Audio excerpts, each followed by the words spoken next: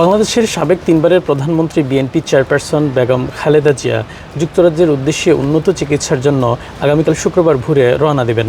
দলের একটা সূত্র বলছে, আগামীকাল শুক্রবার ভোর 4টা থেকে 6টার মধ্যে কাতারের আমিরের দেয়া বিশেষ এয়ার অ্যাম্বুলেন্সে করে তিনি যুক্তরাজ্যের উদ্দেশ্যে রওনা দেবেন। ইতিমধ্যে তারেক রহমানের স্ত্রী জুবাইদা রহমান আজ বৃহস্পতিবার বাংলাদেশের উদ্দেশ্যে রওনা দেওয়ার কথা রয়েছে এবং সেখানে অর্থাৎ আগামীকাল শুক্রবার সকালে তিনি পৌঁছার কথা রয়েছে। তিনি তার সাথে নিয়েই খালেদা জিয়াকে সাথে নিয়ে তিনি যুক্তরাজ্যে পৌঁছাবেন এবং তার সফর সঙ্গী হিসেবে যুক্তরাজ্যের বিশেষজ্ঞ দল রিচার্ড সহ 14 জন অর্থাৎ চিকিৎসক সহ 14 জনের একটা টিম রয়েছে। পাশাপাশি এখানকার যুক্তরাজ্য বিএনপিতে অনেকটা উৎকণ্ঠা এবং বাড়তি উচ্ছ্বাস লক্ষ্য করা যাচ্ছে। তারা বলছেন শেষবারের মতো হলেও যুক্তরাজ্য বিএনপি তাদের প্রিয় নেত্রীকে দেখতে পারবেন।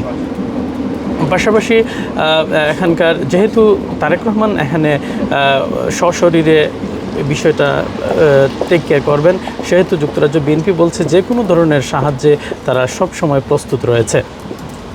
এদিকে আরেকটা বিষয় যদি জানিয়ে রাখি যে লিভার সিরোসিস সহ জটিল অনেক রোগের কারণে খালেদা জিয়া এর আগেও চলতি বছরের 7 জানুয়ারি তিনি যুক্তরাজ্যে এসেছিলেন এবং এখানে 117 দিনের মতো ট্রিটমেন্ট নিয়ে চলতি বছরের 6 মে তিনি বাংলাদেশের উদ্দেশ্যে রওনা দিয়েছেন।